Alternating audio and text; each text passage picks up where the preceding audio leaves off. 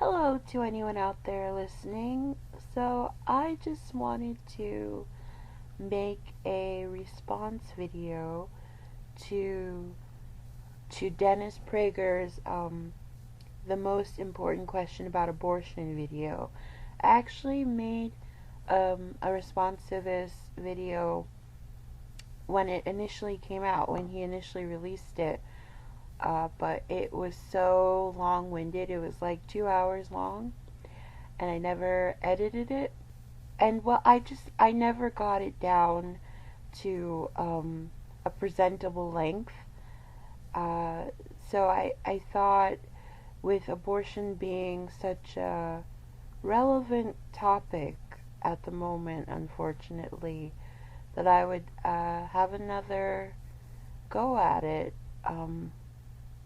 And hopefully be more concise. Yeah, so this is obviously not a video, but an audio, so something more like a podcast, I guess. But yeah, so let's just get into it. Ugh, that's what Philip DeFranco says. No, he says jump into it. Okay, well, let's just start. Let's talk about one of the most emotionally charged subjects there is. Abortion, but in an unemotional way. Also, let's not touch on the question that most preoccupies discussion of the subject, whether abortion should be legal or illegal. The only question here is the moral one. Is ending the life of a human fetus moral? Okay, so right off the bat, that question is very flawed. Because what is moral is subjective. One person's idea of morality can differ from another person's idea of morality. Morality is just the idea, the belief in what's right or wrong, basically. So to question whether ending the life of a human fetus is moral is, basically the same as asking if it's right or wrong. And that completely depends on the individual's idea of morality. But so I guess my point is that I have problems with the question right off the bat, because again, morality is subjective. Well, it's debatable is all. It's moot to decide what's moral or not. Always, even when it seems obvious what's wrong or right, and that makes this a very difficult thing to argue. But it makes it a thing to be argued, because it can always be argued, whatever your position is. Anyway. Moving on. Let's begin with this question. Does the human fetus have any value and any rights? Now, it's a scientific fact that a human fetus is human life. Those who argue that the human fetus has no rights say that a fetus is not a person. We're trying to be logical here and not too emotional, though there is nothing wrong with being emotional. That's not a bad thing. People, particularly people on the right, seem to have a real issue these days with emotions, which is so silly, because that's like a very human thing to feel complex emotions, and that's not a bad thing. The problem with emotions is only when they're so strong that they overpower your critical thinking skills, which they can. But being emotional in and of itself is not a bad thing, as much as it gets vilified these days.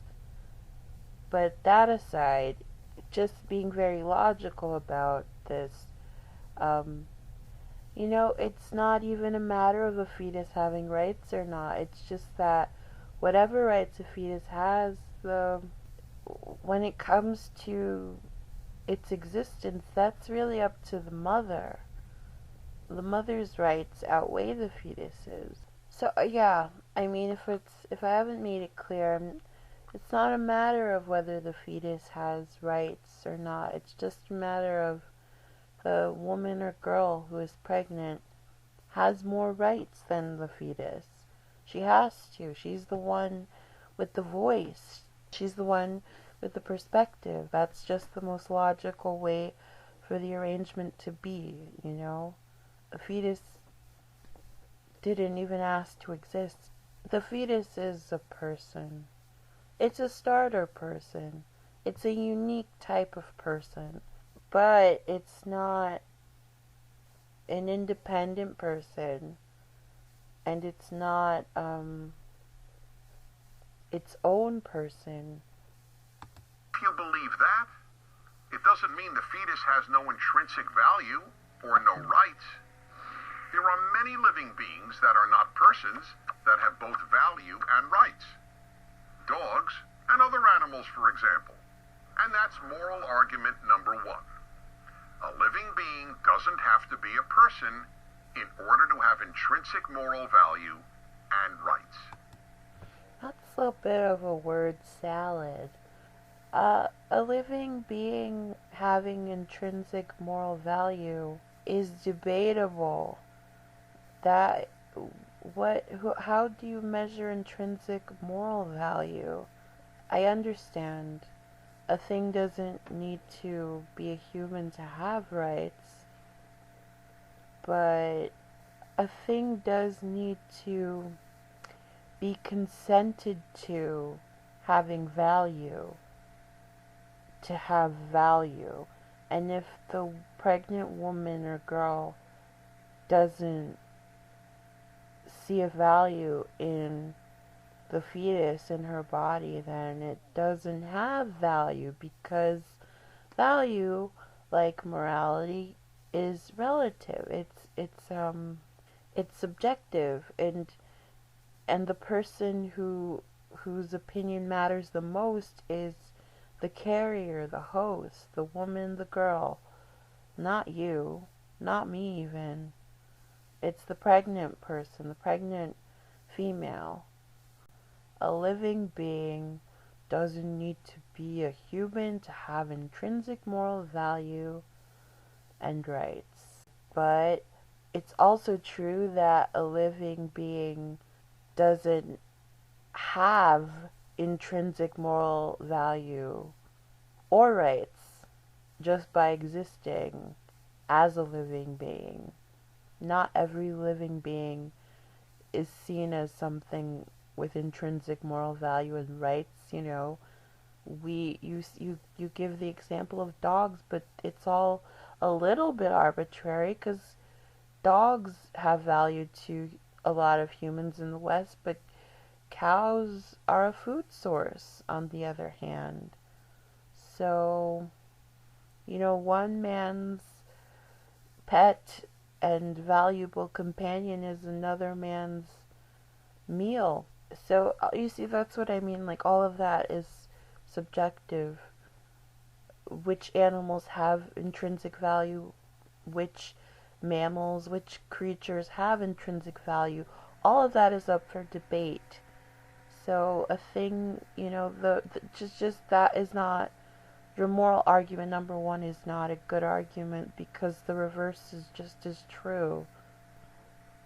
When challenged with this argument, people usually change the subject to the rights of the mother, meaning the right of a mother to end her fetus's life under any circumstance, for any reason, and at any time in her pregnancy.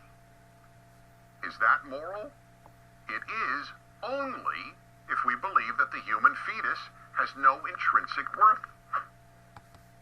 Yeah, but she's the one who gets to decide if it has worth. Worth is not static. It's not, I guess it's not fact. I mean, to some degree it is, but not really, because if we're going with the facts of the matter regarding how much value and worth a human has, then we get into some really messy territory because, if we're being really factual here, humans individually are not that valuable. Like, humans die all the time in our world, like all the time, in really brutal, tragic ways. And we're talking about living humans. We're talking about humans that were contributors, that were breadwinners, and scientists, and loved already. And those lives, they come and they go, and the world moves on just fine. Not to talk of a fetus that isn't even wanted. So it's not only okay to have an abortion if you think that a fetus doesn't have intrinsic value. Like, that is just that's not a relevant point. It's because the value is not up to you. The value isn't up to me. It's up to the person carrying the baby. And if they're at the point of wanting to abort it, then clearly that fetus has no value to them. And that's all that matters. Because it's her body. But I kind of cut you off, so let's go on. But in most cases, nearly everyone believes that the human fetus has essentially infinite worth and an almost absolute right to live. When a pregnant woman wants to give birth. Then society and its laws regard the fetus as so valuable that if someone were to kill that fetus, that person could be prosecuted for homicide. Not everywhere, and again, that is because of the mother. The mother in that scenario wants her baby. She wants to put a new life in the world, and that is what makes it valuable, because it's valuable to her. Only if a pregnant woman doesn't want to give birth do many people regard the fetus as worthless. Now, does that make sense? Yeah. It doesn't seem to. It Either a does. human fetus has worth, or it doesn't. Why is it that black and white? It's very gray, because the fetus having value is completely dependent on how the pregnant woman or girl views the fetus and how it will impact her life. There isn't just one rule across the board. Life is not like that. Life is complicated and messy, and sometimes people are of value to you and sometimes they're not. And it's in its complexity, it's also very simple. It's what I just said. Sometimes people are of value and sometimes they're not. The same person can be a liability to one and an asset to another. To a pregnant woman or girl who doesn't want a baby, that fetus has no value. It is a drain in her life, in fact. So what is this argument even that it does or it doesn't? What's the logic there? That's not true. That's objectively untrue, because value changes depending on what the person desires. If a woman or a family even doesn't, they have 6 kids, they're pregnant with they're pregnant with a 7th, that 7th baby is, in their eyes, if it's not something they want, then it's a drain to them. It's not a value to them. And a mother or a woman, who wants to go to college and she finds herself pregnant through, yeah, I would agree. I'm having to think it through.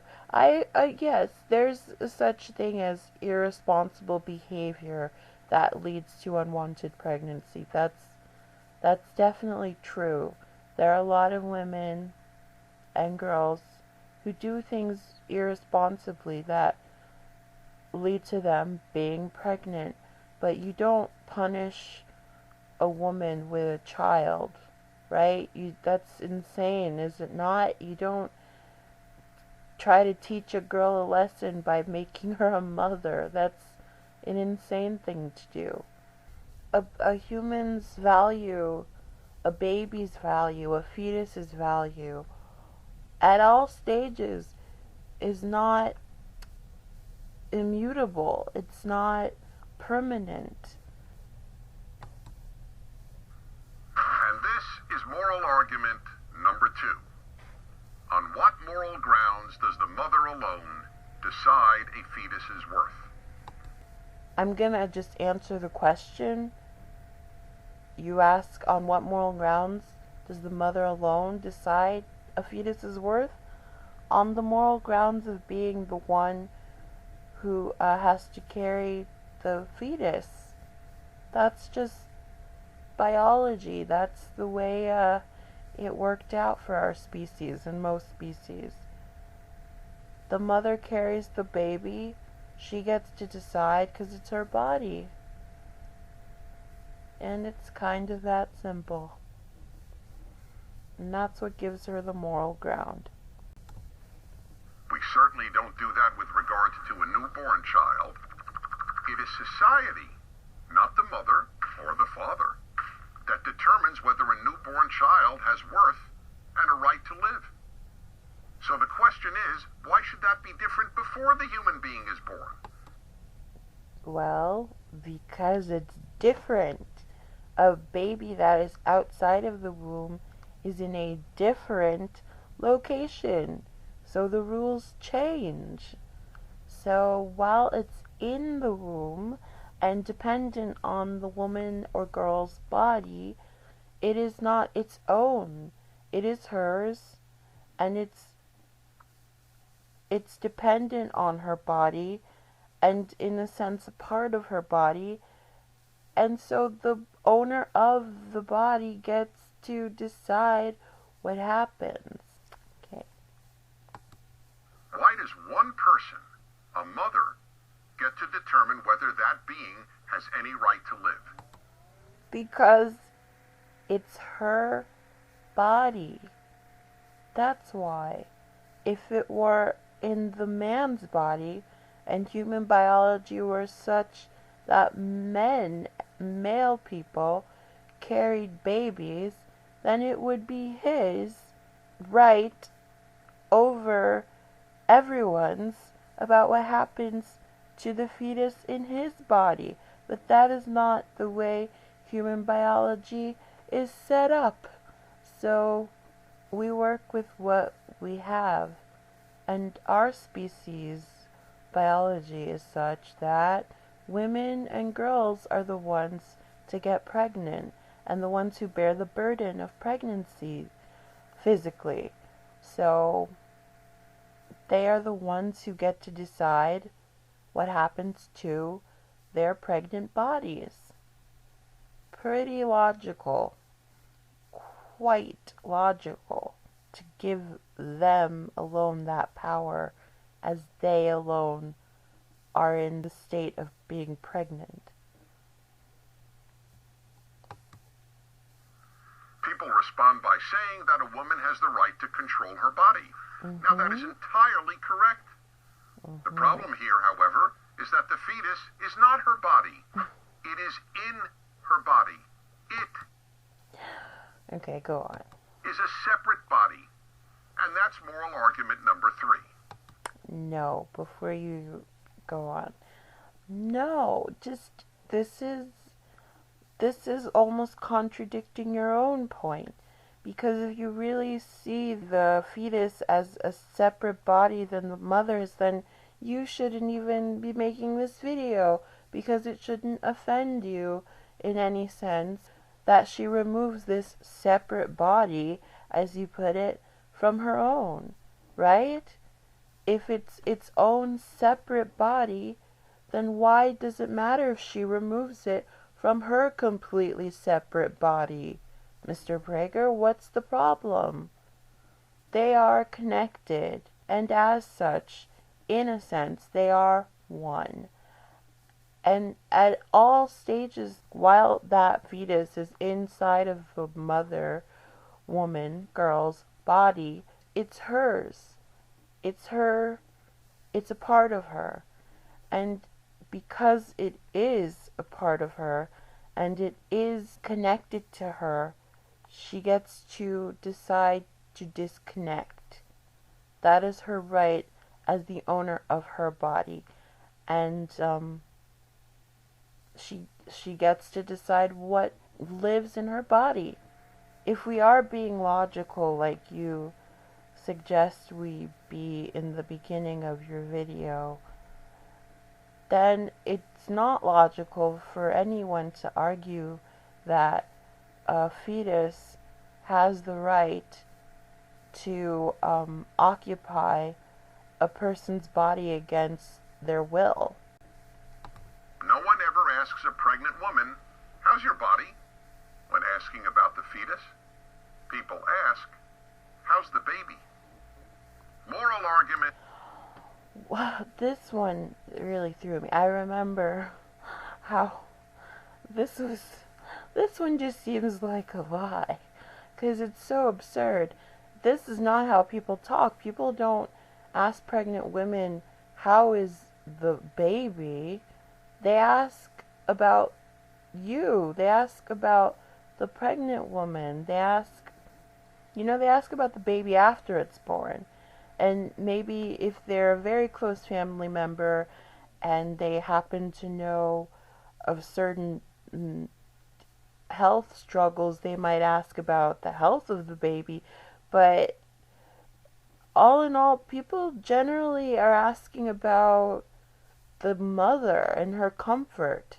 They're asking if she's okay, but even like things they would ask about pertaining to the baby directly are not really even, they're still about the mother, like kicking, like the baby kicking, people might ask about, but even that is like connected to curiosity about the sensation of it for the woman, for the pregnant woman or girl. So, I don't, as someone who's lived a life of experiencing and knowing a lot of pregnant women and girls, unfortunately, I know how those conversations go, and we don't ask about their baby while it's still in them for the most part. We ask about how they're doing. We're asking about their swollen ankles and their leaking nipples and their gestational diabetes, whether they have it. I forget, there's this one disorder, like I think 5% of pregnant women get, where they just become impossibly itchy for their pregnancy. So we would ask about that. We would ask, "How's the itching today?" Whatever. But it's not really about the baby. It's about the pregnant woman or girl, the questions. So that is just a weird and blatant lie. People are very much concerned, more concerned with the woman or girl and how she's doing than with that sounds like kind of mean, but the questions about to pregnant women are about the pregnant woman, is what I'm saying, and even the baby questions are connected to how the pregnant woman is dealing with it. Number 4. Virtually everyone agrees that the moment the baby comes out of the womb, killing the baby is murder. Sure. But deliberately killing it a few months before birth is considered no more morally problematic than extracting a tooth. How does that make sense? I mean, first of all, at least in America, most abortions are had like 90, upwards of 90% of abortions are had like within the first, I think, within the first month of pregnancy. something like that. Um, so it's not like people are having abortions 8 months in or something. I shouldn't have to explain this, but okay. An abortion is different than killing a baby that is already born, because, well, one is a baby that's already born, and the other is a fetus in the womb that is not even fully developed, not even close, and is completely dependent on the mother's body. You know, a baby that is outside of the womb that's living, it can be cared for by anyone. It can be, you can take it, theoretically anyway, it can be taken off the mother's hands at that point. If she doesn't want it, someone else can, come in and hopefully care for it. But while it's still in her, it's just a physical burden. I mean, I know that doesn't sound nice, but that is what it is at that point, while she's still pregnant. So that's the difference. And finally, moral argument number 5. Aren't there instances in which just about everyone, even among those who are pro-choice, would acknowledge that an abortion might not be moral? For example, would it be moral to abort a female fetus solely because the mother prefers boys to girls, as has happened millions of times in China and elsewhere? It would depend, unfortunately. It would depend on the reasoning. Because if you, are a woman living in a country where women are treated really terribly, and you don't want to put a baby girl that will grow up to be a woman through that, so you abort for that reason, I would consider that a mercy killing. I would like it if people didn't abort babies for gender, but I don't know everyone's reasoning. I don't know the socio-political landscape of every pregnant woman and girl's country that is putting them in this position to think an abortion is the best option. I can actually empathize with that, with living in a society so sexist that having a girl in that society isn't valuable, or is a liability, or is unsafe.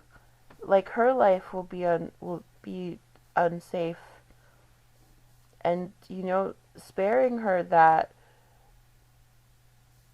I personally think is okay, and it's very sad and very unfortunate that that's the reason, but I understand it, and I wouldn't, throw in jail, or I don't know that I would even argue with someone. I would discuss it, and I would try to educate myself about their country's or culture, and why they feel that's necessary, and try to see for myself how correct they are about what their daughter's future holds. And I would discuss it with them, if for whatever reason they were conferring with me about this. But ultimately, I would support their decision ultimately. I'm imagining it's a family. But this woman, I would support her decision ultimately after that discussion, because ultimately it's fine, honestly. Like, a fetus being aborted is like the same sort of net outcome as a fetus never being created, which was the intention generally of most pregnant women and girls who are pregnant and don't want to be. You know, they meant, I mean, maybe they were irresponsible, whatever, but they meant to not be pregnant, or meant to not be pregnant with that gender, whatever. And it's the same as if they had gotten their wish and you know, the condom didn't break, or, you know, the sperm never met the egg in their body. It's the same outcome for them, for the world. But moving on. And one more example. Let's say science develops a method of determining whether a child in the womb is gay or straight. Would it be moral to kill a gay fetus because the mother didn't want a gay child? You know what? That's very comparable to the example you just gave, in that if a mother was doing that because in her country gay people are, you know, treated really, really poorly, then I would support her doing that. Honestly, I would support her outright if it's a situation she couldn't get out of. And then if it's like a Western person doing that, it would be really shitty. But ultimately, that is her right as that baby's mother, or as the carrier of that fetus. It is ultimately her right to decide if she wants to be the mother of a gay child. And it would be very sad, and I would, if that was literally the only factor in her decision, I would seriously try to talk her out of it if I were in a position to. But ultimately, yeah, it would be her decision. It would be immoral in but you see this, we kind of go full circle because the video is almost done. It's like I said in the beginning, to me that would be immoral, but to her, being gay is immoral, just like to a lot of the people who follow this channel, who are on the right. Being gay is immoral to a lot of them, and to me it's not. So there's an example, one of millions, of how one issue can be seen as moral to some and immoral to others, because that's morality for you. It's subjective. So to me, that would be immoral, but ultimately still it is the mother's choice, or I should say it's the woman or girl's choice. And that's just how this works out. It's just not very simple. I mean, it's not very obvious what the moral thing to do is, because everyone's morals are different and everyone's morals conflict. That's why we have arguments. This country, this world was built on many, many conflicts of beliefs, of morals. So to act like there's just one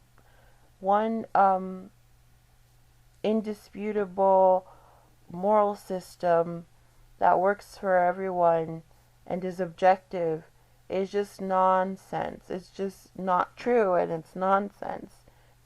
And you know that our morals differ. You know that there are many Prager students who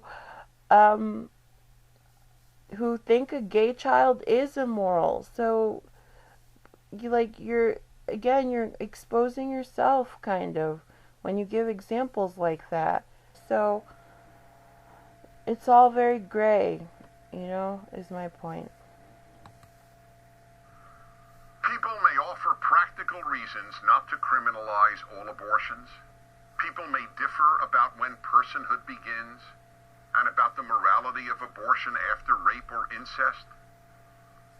But with regard to the vast majority of abortions, those of healthy women aborting a healthy fetus, let's be clear. Most of these abortions just aren't moral. According to you, and you were not able to successfully prove in a logical way that that is the case for most abortions. Because here I am and I can say it is the moral decision for every woman and girl consenting who wants one. So most of these abortions aren't moral by whose metric? You know, yours. That's very subjective. That's not a logical position. It's a personal one. And I mean, like, the logical thing to do really is to never put a human in this world that you don't want. That is the most logical thing to do.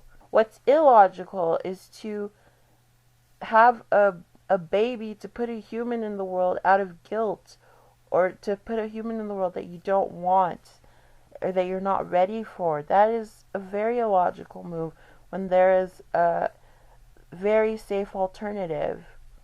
You know, the world is just brimming, overflowing almost. Not quite, but we are good on humans. We're a 7 billion plus strong planet. We don't need more humans.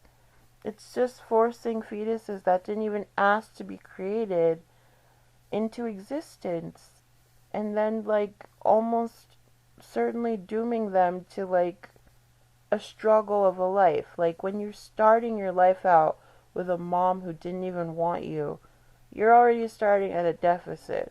That's, like, not a good sign for things to come. But alright, I think you're basically done, but let's just hear the rest. Good societies can survive people doing immoral things. But a good society cannot survive if it calls immoral things moral. I'm Dennis Prager. That is just, like, so dumb. I mean, what are you even saying, sir? This is a very dangerous thing. Immoral and moral is so vague. To you, for instance, calling gay marriage moral is an example of calling an immoral thing moral. Calling interracial marriages moral is an example, in some people's eyes, of calling an immoral thing moral. So, you know, what people consider moral is not fact-based a lot of the time, and it's not logical a lot of the time. It is a personal belief system, and it can conflict with other people's personal belief systems. You are not right just because you say you are. Your morals are not the correct ones just because you think they are. There's a good counter-argument for everything you said, for every point you made, that honestly trumps yours in this video. And that's the problem, that you don't see your own biases. So I don't think I really need to play the rest of your video. It's just your outro. So I guess I'm done.